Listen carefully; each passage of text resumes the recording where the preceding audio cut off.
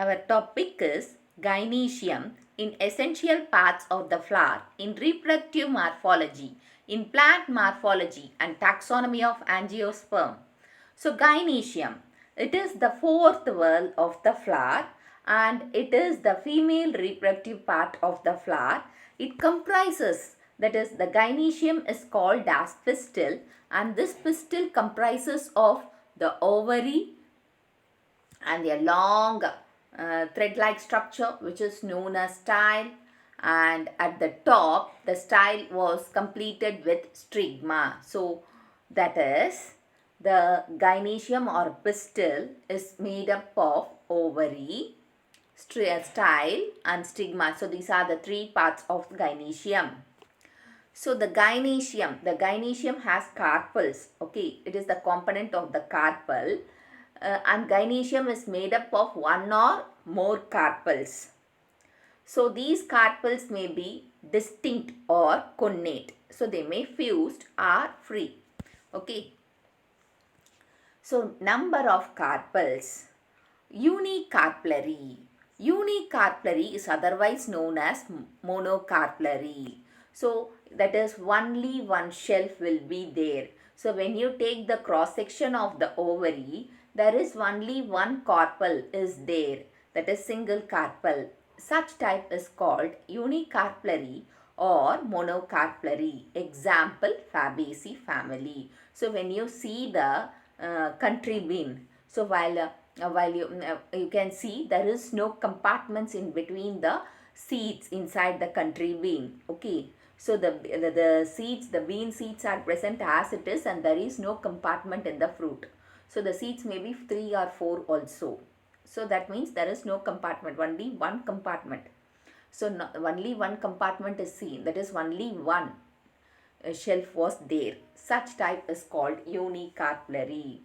Bicarpellary means 2 carpels. Example, Rubiaceae, coffee family, Coffea arabica or Ixora coccinea. Tricarpellary, 3 carpels. You can see in Cucurbita, that is Cucurbitaceae family. Okay. Tetracarpellary, 4 carpels, Lamiaceae. Multicarpellary, many carpels, Nymphaeaceae. Fusion of carpels. So that is, it is the important character how the carpels are fused. So the apocarpus, that is, the apocarpus means free carpels. It is the ancestral condition in angiosperm. For angiosperms, the apocarpus is the ancestral condition. So apo means 2 or more carpels are free. Example, annona, custard apple. So the carpels are free. Okay. And syncarpus, they are fused. That is, the gynoecium that is, they are fused. So just to think, apocarpus means free carpels. Syncarpus means fused carpels. Example, citrus, tomato. So you can see here, this is the apocarpal, that the carpels are free here. Okay. And syncarpus, they are fused with the ovary wall. Okay, they are fused. Okay. And the apocarpus, it is free, and syncarpus, it is fused. And this is syncarpus tetralocular, means you have four locules inside the carpel. Okay. Next, number of locules. So the ovary has a special, that you can see, in between the locule there is the septa is formed. Septa is the cross wall. So due to the formation of that is the septa, it forms a specialized structure called the placenta. So inside the placenta there is a partition. Okay, the partition of the ovary. So the wall and the septa, that is the wall and the septa, which forms a shelf-like structure or a that is a space-like structure, that is called the locule. So the locule may be tetralocular or pentalocular ovaries. So based on the number of locules, you can say unilocular, bilocular, trilocular, pentalocular, tetralocular, like that. So more than one locule ovaries are called plurilocular. So we will say plural, no? Plural means for many, no? So more than one locule, it is called as plurilocular. Plurilocular. So you can see this is bilocular. Bilocular means this side and this side. So it is called bilocular. And here it is tetralocular. You can see the four sides, four compartments, four shelves like that. And this is trilocular, having three. Okay, three. And this is pentalocular. 1, 2, 3, 4, 5. That is the locule is the compartments. Okay. So for bilocular it is Crocandra, and trilocular it is banana, and tetralocular it is brassica, and pentalocular example is hibiscus.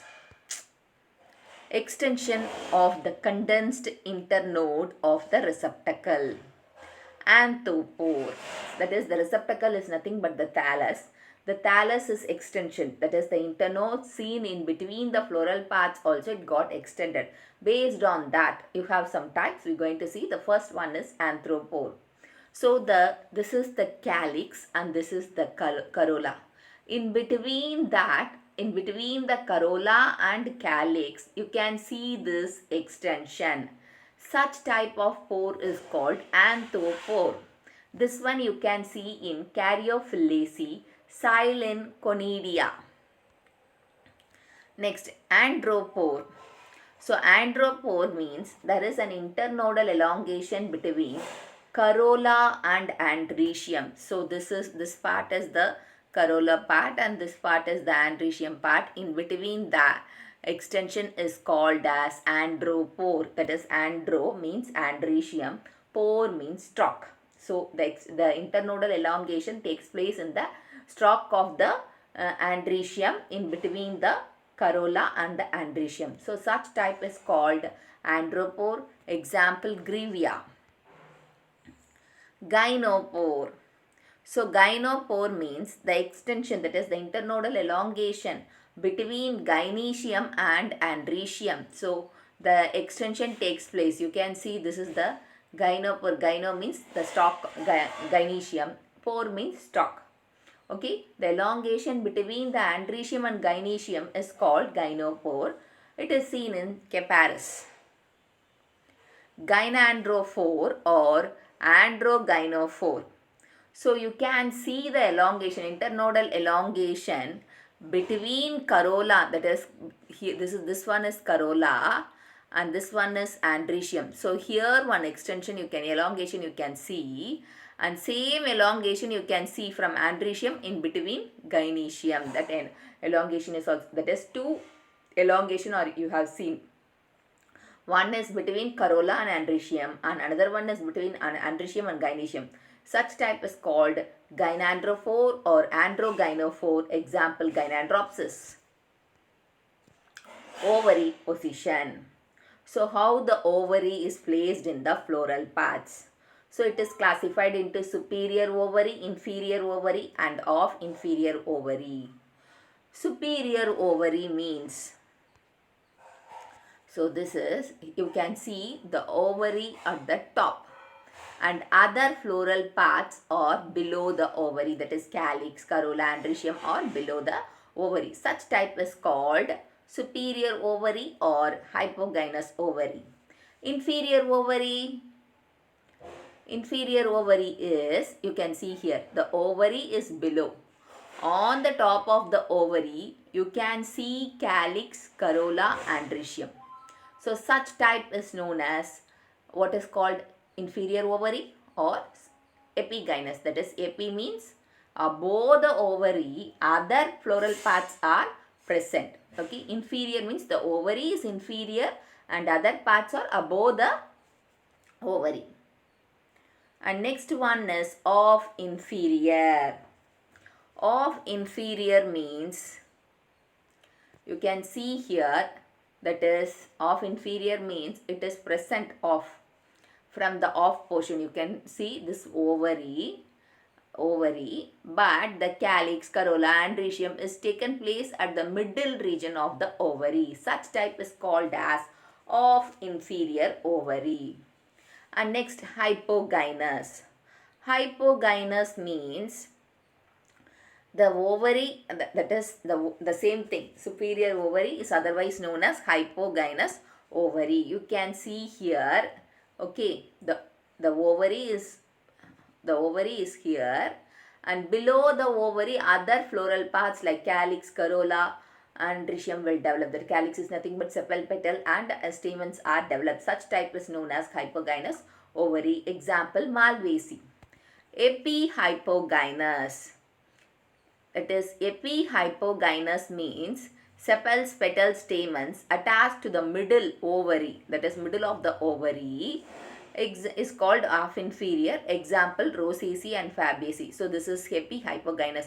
You can see the calyx and corolla Androecium, that is sepal, petal and stamens arises at the middle of the ovary. Such type is known as epihypogynous. Example, Fabaceae and Rosaceae. Epigynous. Epigynous is nothing but the inferior ovary. So you can see here, no, that is epigynous ovary, on the top of the ovary, calyx, that is sepal, corolla is nothing but petal, and Androecium is stamen. So these things arises on the top of the ovary, and the ovary is below the other floral parts. Such type is known as epigynous. Example, cucumber, apple, Asteraceae family. Perigynous. So perigynous means used for hypanthodium attached at the base of the superior ovary. So it is attached at the base, that is this position it was attached. What attached? Calyx, corolla, Androecium is attached at the base of the superior ovary. Such type is known as perigynous ovary. Epiperigynous. So the hypanthodium is attached at the apex. So the hypanthodium, where it is? The hypanthodium is attached at the apex of the ovary. Such type is known as epiperigynous. Okay. Next we move on to the Perianth or Androecial position on the thalamus. So the placement of Perianth and Androecial relative to the ovary and the hypanthodium, if it is present, means. So the Androecial disc, you can say the hypantheum is called as Androecial disc, and it is an fleshy elevated often nectriferous cup-like thalamus. So the receptacle is nothing but the thalamus. Here the hypanthodium position which gives rise to the Androecium, it is the nectariferous type. So you can see here in this superior ovary, the hypanthodium is absent. But in perigynous, that is both in perigynous, epiperigynous and hypoperigynous, the hypanthodium is present. Okay. The hypanthodium is present, but epigynous and off inferior, it is absent. Okay. So this portion you can see this one like paler like structure they have given, no, that is the hypanthodium position where it is attached to the ovary. Okay. So placentation, the arrangement of, that is the arrangement of ovules on placenta inside the ovary is called placentation, or the mode of distribution of placenta inside the ovary is called placentation. So placentation means what? Mode of distribution of placenta inside the ovary. The first one is marginal. So this is the bean, that is country bean. Only one locule was there, that is unilocular. There is no compartments, no septa. Okay. So you can see here marginal means the placenta is the placenta was attached to the ovules at the margin. Okay. Such type is known as marginal placentation. So it is mostly seen, that is the condition is margin of the unicarpellary ovary. So it is with the placenta along with the margin of the unicarpellary ovary. Example, Fabaceae family. Next, superficial. So the ovules arises from the surface of the septa. So you can see the ovules are arises. This is the septa, and the ovules arises at the surface of the septa. Such type is called superficial. Example, Nymphaceae. Free central. Free central means it is with the placenta along the column in a compound and ovary without septa. So they are arranged like a compound without septa. Such type is called free central. Example, Caryophyllaceae, Dianthus, primrose or primrose. Axile. Axile means that is the center position. Okay. The placenta arises from the column in a compound ovary with septa. So they arises in a column with a compound, or just remember that it is in center position in the axis. So axis like that, axial. Okay. Such type is called axial placentation. Example, hibiscus, tomato and lemon. Next it is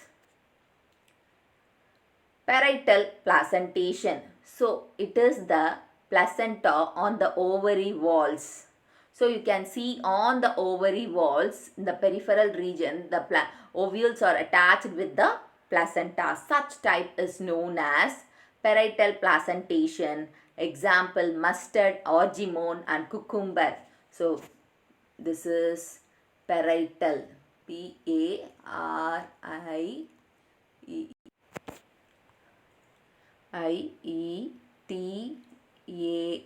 So parietal, that was missing in the top as heading. And basal placentation. Basal placentation means the placenta arises at the base of the ovary. Example, sunflower, that is marigold. It is seen in Asteraceae family. Thank you for watching the video. If you like the video, give a thumbs up, share and subscribe to Science Easy Tech channel. If you want to watch the video, I had given the link in the description box. You can go and watch the video. Thank you.